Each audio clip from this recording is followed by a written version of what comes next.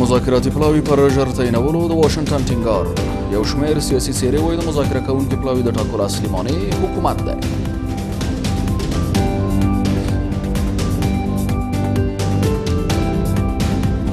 تنها مانعی که من میبینم و او مداخله حکومت است که گاهی وقت سر لیستی که سیاسیون به اصطلاح به اون نتیجه میرسه باز حکومت او را قبول نکنه. د بهرنۍ چارو وزارت په اړه د عبدالله تازه حکم. یو شمېر حقوقي شنونکي وایي ولسمشر غني باید د شوي سیاسي هوکړې له مخې عمل وکړي.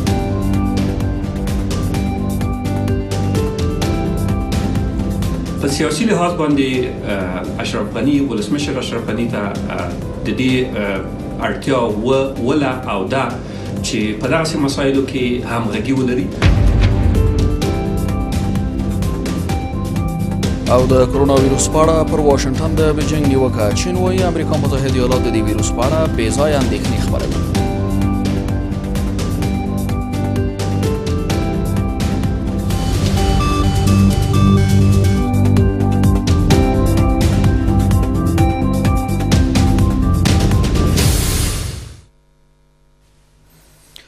سلام. د شپږو بجو خبري ټولګې ته ښه راغلاست. نن دوشنبه د 1499 هجري لمریز کال د سلواغي 14 او د 2020 میلادي کال د فبرورۍ 3 نیټه ده.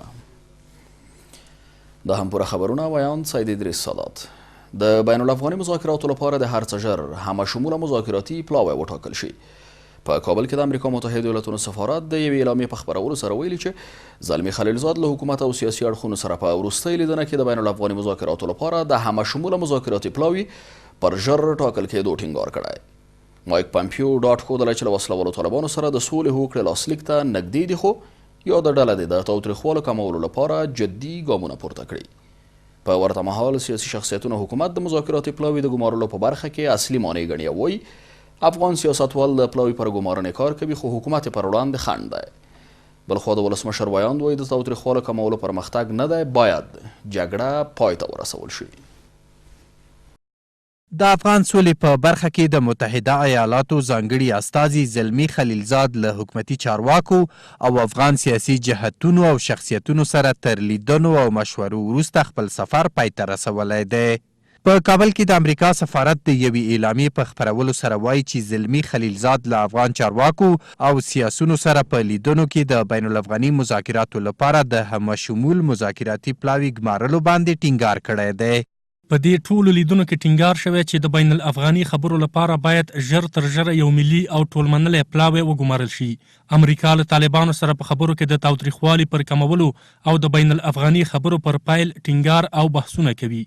په همدې حال کې د متحده ایالاتو د بهرنیو چارو وزیر منځنۍ اسیا ته د سفر په ترڅ کې له ازبکستان څخه د لیدنې پر مهال ویلي چې له طالبانو سره د سولې توافق ته نږدې دي، خو یاده ډله دې د تاوتریخوالي کمولو لپاره اساسي ګامونه پورته کړي. سیاسي جهتونه او شخصیتونه وایي د طالبانو او متحده ایالاتو ترمنځ د سولې توافق 10 ورځې وروسته به په جرمني کې بین الافغاني مذاکرات پیل شي، خو د دې خبرو لپاره په کور دننه سیاسي اجماع ضروري ده.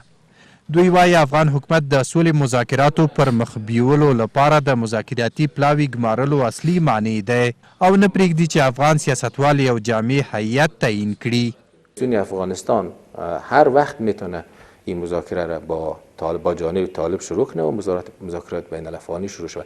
در این من شخصا کدام مانع نمیبینم. تنها مانعی که من میبینم و او مداخله حکومت است که گاهی وقت سر لیستی که سیاسیون به اصطلاح به اون نتیجه میرسه باز حکومت او را قبول نکنه.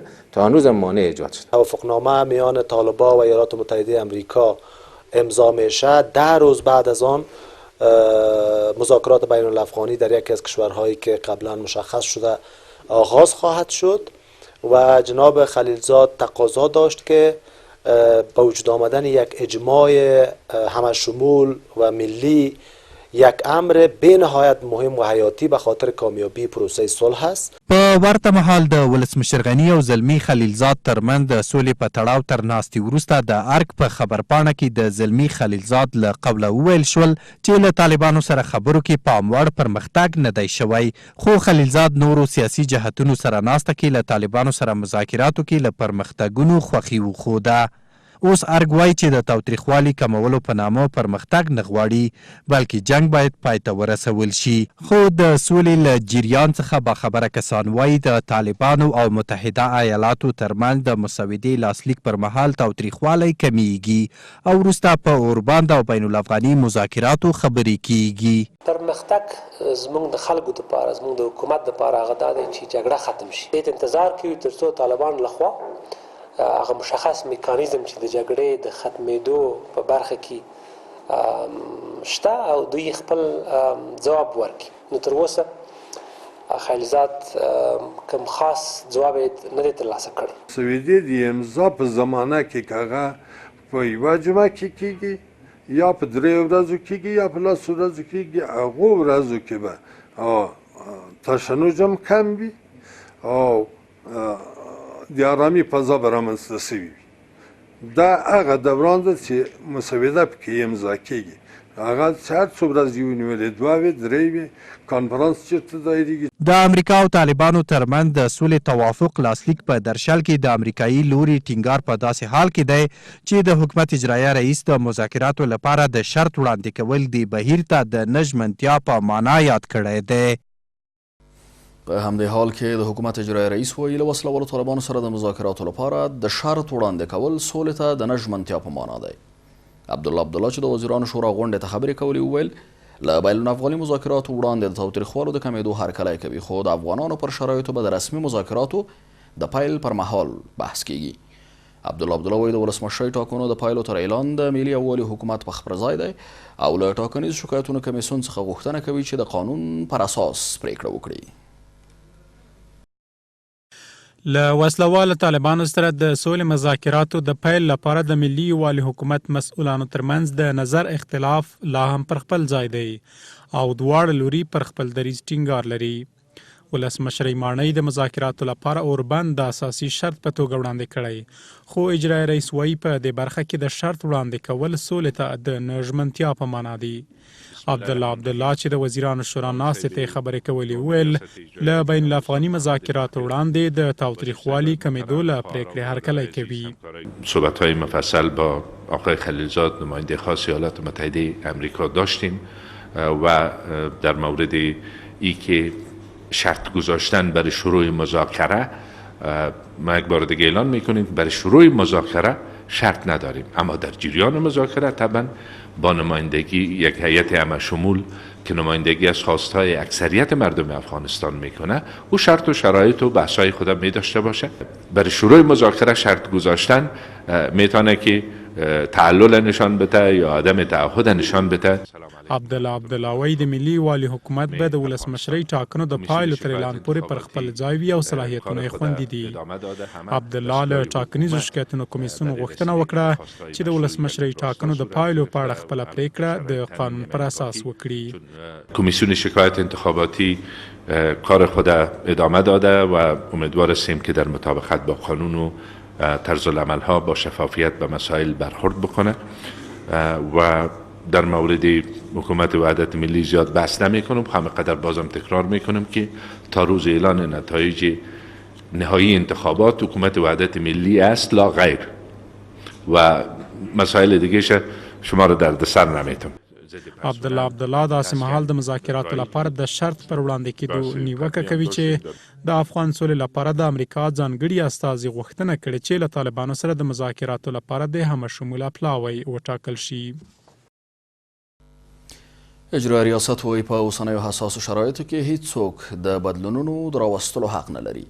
په بهرنیو چارو وزارت کې د بدلونونو په غبرګون کې د عبدالله تر حکم یوه ورځ وروسته اجرایي ریاست وایي بهرنیو چارو وزارت نور د اصلاحاتو په نوم په اوسنیو حساسو شرایطو کې د تغییر او تبدیل حق نه لري.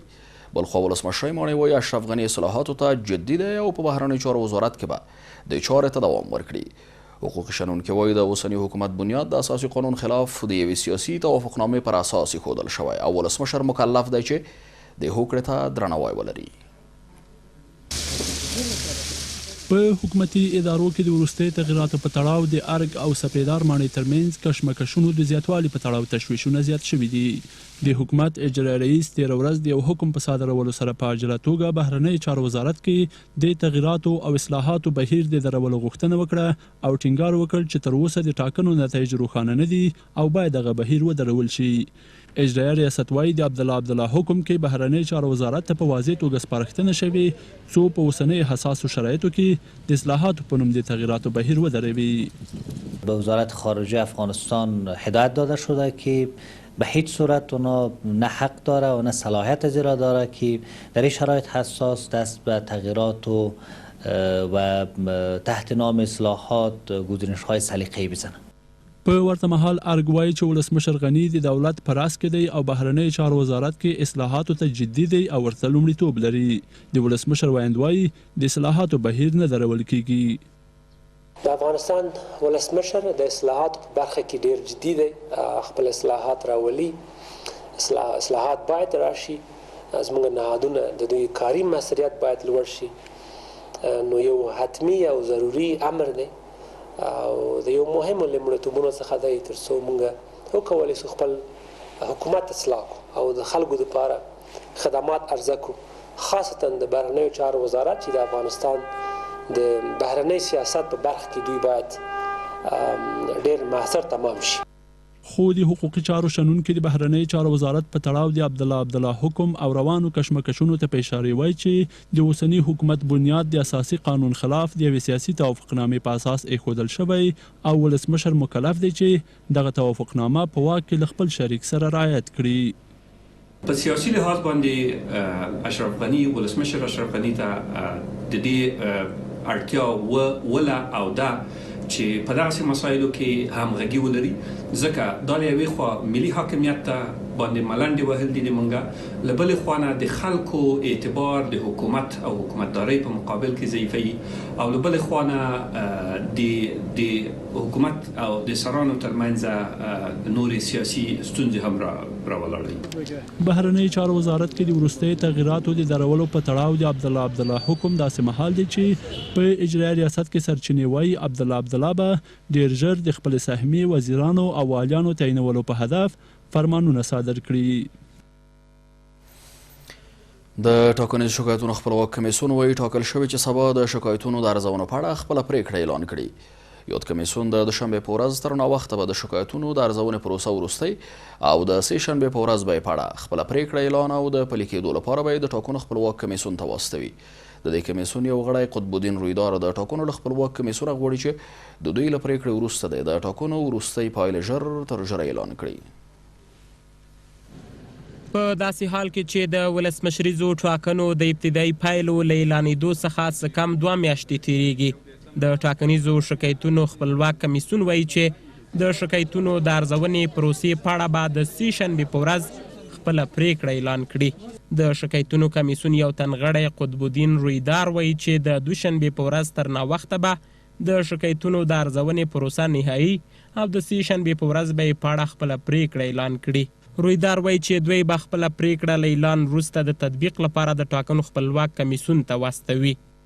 همدومره درته ویلی شم چې 50% کارونه خلاص شوي، باقي ماده 50% به نن امیدواري ده چې خلاص کو او موږ به فیصلې صادرې کو. امیدواري ده چې سبا ته موږ خپلې فیصلې او د فیصلو په اړه ټول تفصیلات د افغانستان ولس سره ستاسو محترمو رسنیو له طریقه شریک کو او خپلې فیصلې د تطبیق لپاره د انتخابات مستقل کمیسیون ته ولیږو.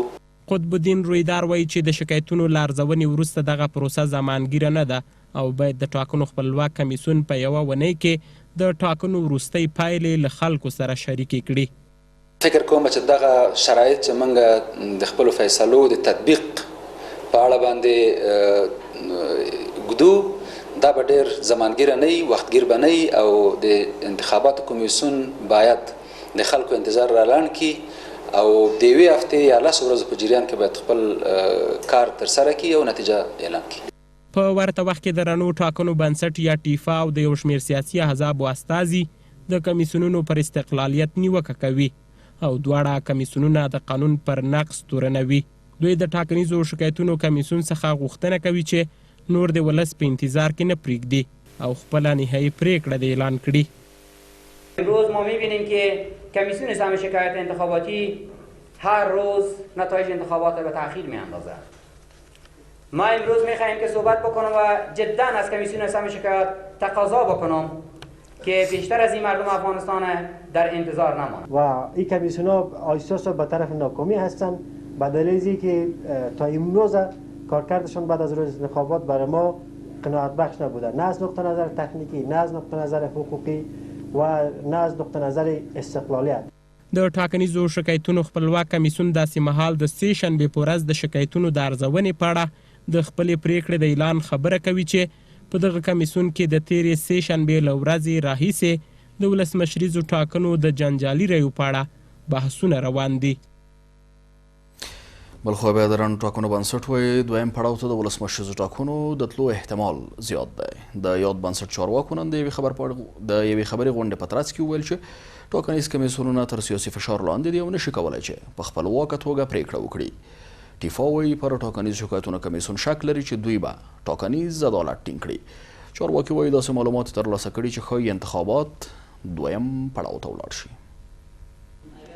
د ولسمشریزو ټاکنو نامعلوم وضعیت او په دغه پروسه د خلکو او څارونکو بنسټونو اندېښنې ډېرې شوي دي. ټیفا یا د رڼو ټاکنو بنسټ په یوه خبري ناسته کې وویل چې پر انتخاباتي کمیسیونونو سیاسي فشارونه ډېر شوي دي. دوی وایي چې پر شکایتونو کمیسیون په لوړه سطحه غیر مستقیم فشارونه دي چې له امله یې په خپلو تصامیمو کې پاتې راغلي دي. کمیسیون شکایت متاسفانه کارکردش برای ما قناعت بخش نبوده و اگر قرار باشه این قسم با ارقام بازی کنن، اگر با ارقام بازی نمیکنن لطفا همین جزئیات 300 هزاره شریک بسازن. همین 300 هزاره چگونه به دست آمده؟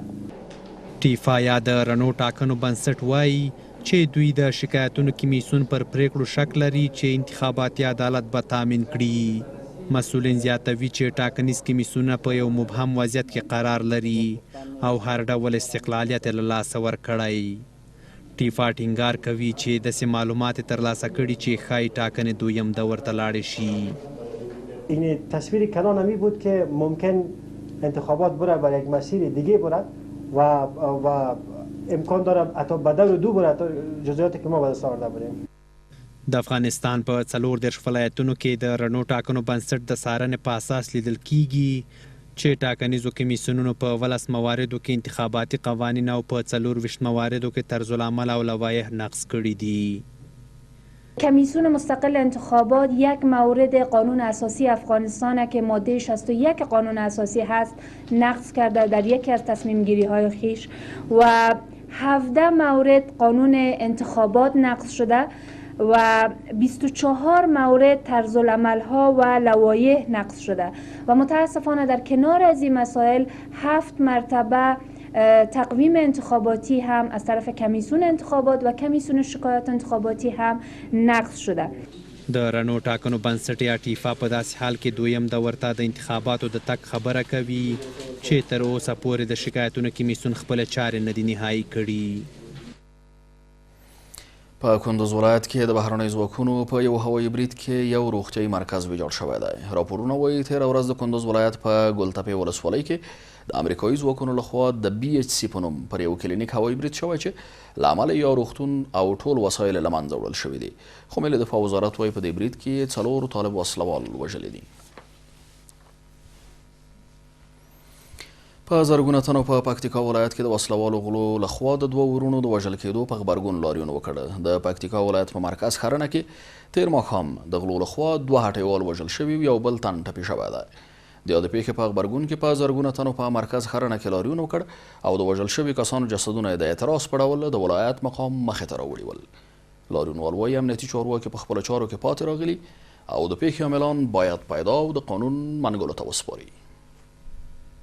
زرګونه کسانو پکتیکا کې د وسلوالو غلو له لوري د 2 کسانو د وژل کېدو په غبرګون لاریون وکړ. لاریونوال وایي چې وسلوالو غلو د پکتیکا ولایت په مرکز خرنه کې تیر ماښام 2 هټیوال وژلي او یو بل یې ټپي کړی دی. لاریونوال وایي په دې وروستیو کې له ښار سره په نږدې ځایونو کې د غلو له لوري په یو زیات شمیر کې هټیوال او نور خلک لوټل شوي دي. اوس یې په هغه پوستو کې تر راته اچولي نه غواړو. بله خبره مې دا ده ای حکومته موږ له تا سره هغه نه کوو. موږ عاملین غواړو، موږ له تا سره جنګ کو نه جګړه کو حکومت په دې خلکو حکومت ته په 1 کیلومتر کې ورته د پوسټه ده دا درته میل نو تا درته امانت نشي نیولی تحفه ته راغلی خالد دا خو نه داسې د یوې میاشتې تنخوا ته ګورې تنخوا بیا خدمت وکړه. د قهرجنو لاریونوالو له ډلې ځینې نور یې بیا سیمه ییز پولیس تورنوي چې په یاده قضیه کې لاس لري او په قول یې چې تر دې وړاندې غلاو کې هم همدوی ښکیل وو. دوی څرګندوي چې که عملینو ته کلکه سزا ورنکړل شي پراخو لاریونونو ته به دوام ورکړي او د څو ورځو په تېرېدو به چاته اجازه ورنکړي چې بازار خلاص کړي.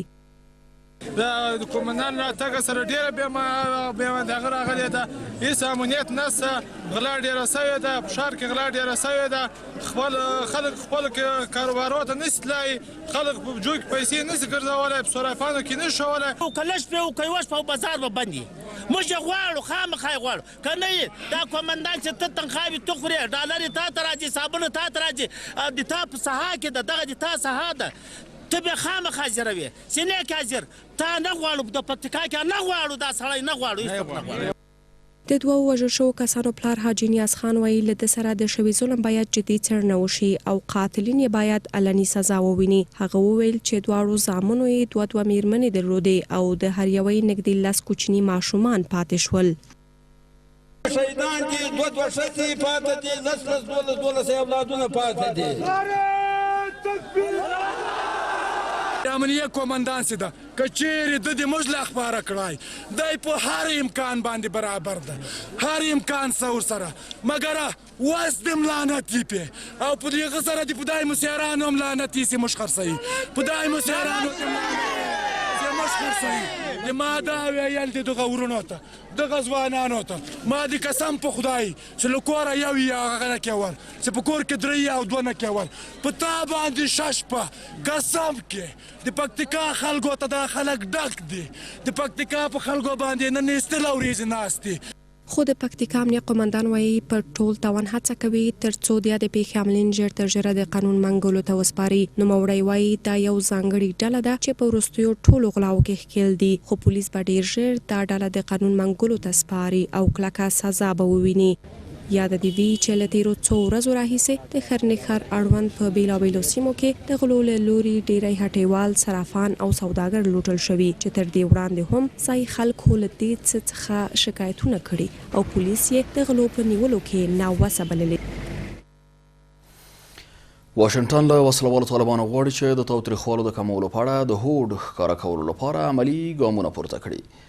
د امریکا متحده ایالاتونو د بهرنیو چارو وزیر مایک پامپیو ویلي وسلوالو طالبانو سره توافق ته نږدې شوي خو دا ډله باید دا ثابته کړي چې رښتیا سوله غواړي او له تاوتریخوالو لاس اخلي.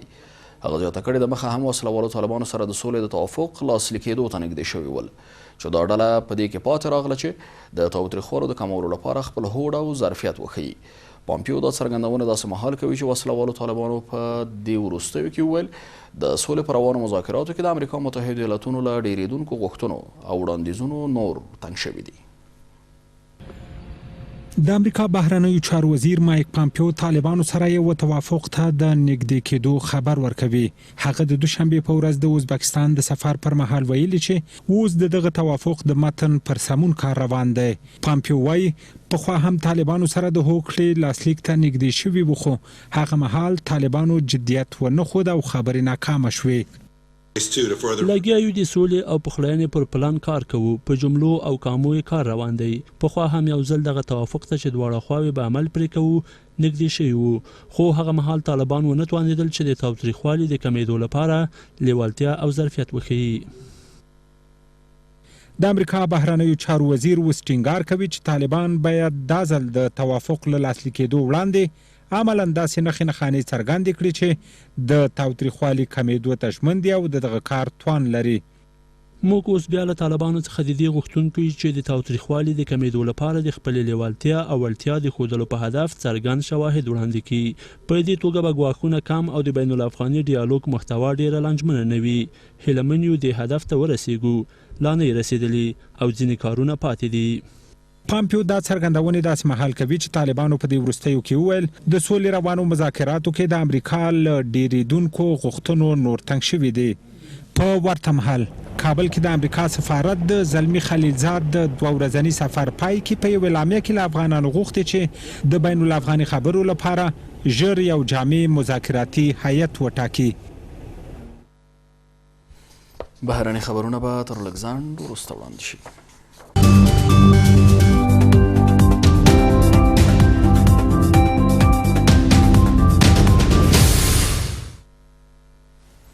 ښه راغلاست او دا هم بهرني خبرونه. په چین پر واشنګټن تور پورې کړی چې د کرونا ویروس په اړه د اندېښنو په خپرېدو کې لاس لري.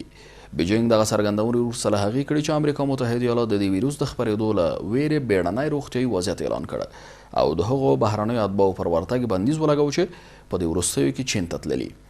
یاد وژونکي ویروس تر اوسه 361 کسان وژلي او 18,000 نور پرې اخته شوي دي. له چینه بهر هم د دې ویروس 150 مثبتې پیښې ثبت شوي دي. ترکیه د سوریې ادلیب ولایت کې د دوی د 6 سرتیرو تر وژل کېدو وروسته د سوریې پر دولتي اهدافو بریدونه کړي دي. د ترکیې ولسمشر رجب طیب اردوغان وایي په خپلو ځواکونو بریدونه بې ځوابه نه پرېږدي. دا په داسې حال کې ده چې د سوریې حکومت ملاتړی روسیه وایي ترکي ځواکونو له دوی سره د خپلې ګزمې په اړه معلومات نه ول شریک کړي. د بشار اسد د رژیم او روسیې په دې وروستیو کې ادلیب کې د مخالفینو د ځپلو عملیات پیل کړي چې ویل کېږي ملکي خلکو ته هم پکې مرګ ژوبله اوښتې ده. او بریټانیا د ترهګرۍ په تور د نیول شویو کسانو د ژر خوشي کېدو په قانون کې تعدیلات راولي. د دغو تعدیلاتو له مخې به نور هغه کسان ژر نه خوشي کېږي چې د ترهګرۍ د اړوندو تورونو له مخې نیول شوي وي. دا پریکړه تر هغې وروسته شوې چې یو سړي په لندن کې 2 کسان د چړو په ګوزارونو ټپي کړي دي. بریدګر هم چې ویل کېږي څه موده وړاندې له بنده خوشي شوی و د پولیسو لخوا په ډز وژل شوی ده.